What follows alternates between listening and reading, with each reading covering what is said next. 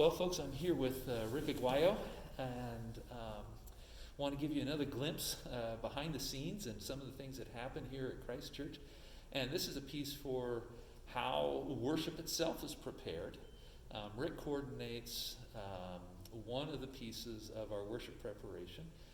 That is the reading of the responsive reading and prayer of Scripture each week.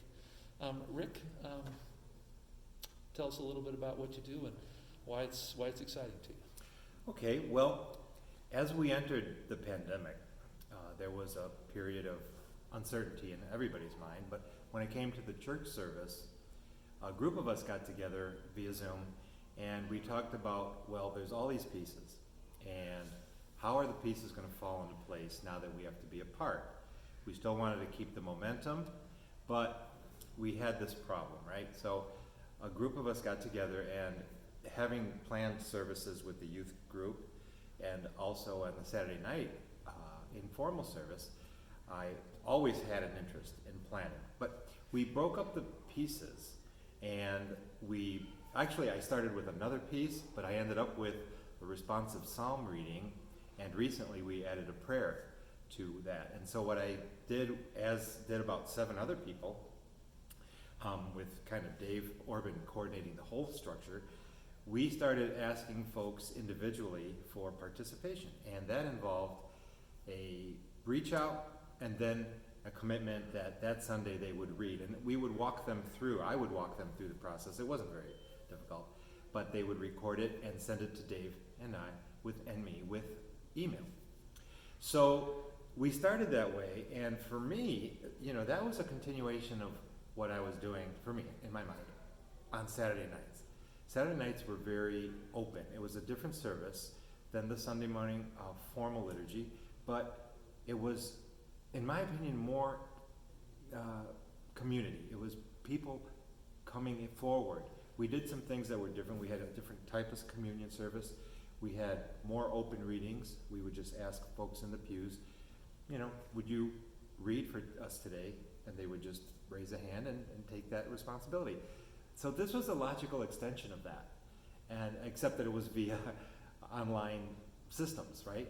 So I formulated an initial group of people, but then I kept adding to it, and my whole philosophy always has been to include other people. That's why I liked Saturday night so much, that I wanted to recruit folks and let's hear their voices as well. Well, this was an online way, and I got the first 5 or 7 folks and kept adding and then rotating folks. And I have a group now of 10 emails, 10 people that I always solicit, 2 persons at a time, and you know who you are. What happens is I request their participation for the 2 weeks coming up, and then they make a commitment or that Sunday, and I get JP's email to them. And now they're already in a routine. They know where the psalm responsive section is and where the prayer from the Rite of Milan is.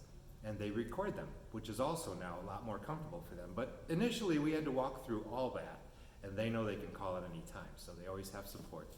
So I basically, my answer is, I get excited to see a community of people in church. I don't want to be the only one speaking. I would like everyone to participate. And so when we did the youth thing, all the youth they were the ones that ran the service. All we had to do was coordinate the pieces. So that's my philosophy on church. I just would love a participation. Yeah. So some of the people who are participating had never participated before. And that's an exciting thing for me as a pastor, to see how we have so many more people involved in leading worship and offering their gifts in worship than we ever have before. We've continued it now that we have worship in person as well. So true. And I imagine those folks, the ones that I have, I know that there were some that were already inclined to do it, but they have extended, this branch has been extended to others, and they've taken it joyfully. And I'm not going to lie, it is a little nerve-wracking to recite, and there's plenty of stories of people either reciting out in the woods or just doing it over and over and over. I mean, Carol and I, same thing. But It does bring joy once you get it, and I encourage everybody. So I want to add more people. I have a rotating list of 10 people right now, but I would love to have 20. So I encourage everybody to just give it a try. Yeah. So if someone says, well, I'd like to help out in this way with the responsive psalm, praying the psalm, or with any other pieces we have for worship, the children's time, the scripture reading, the offering prayer, all of those different pieces, how would they sign up? Well, all those responsibilities for coordination are individuals. So I'm only one piece of it. It's a much bigger pie.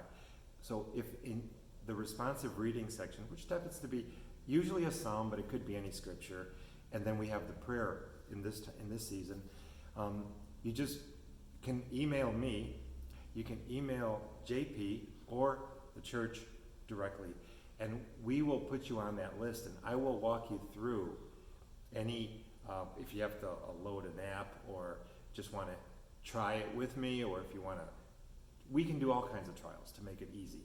Because those who are doing it already, I really just have to give them the Sunday, give them the scripture, and they got it, because they've been doing it all year, more than a year now.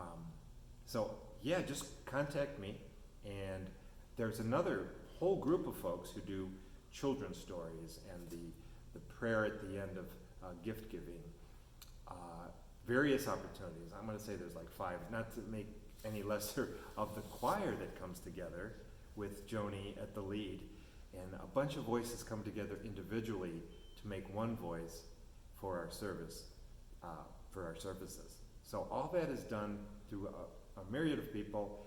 If you're interested in the reading portion of the psalm and the prayer, please call me, email me, text me. All right. Thank you very much, Rick. My pleasure.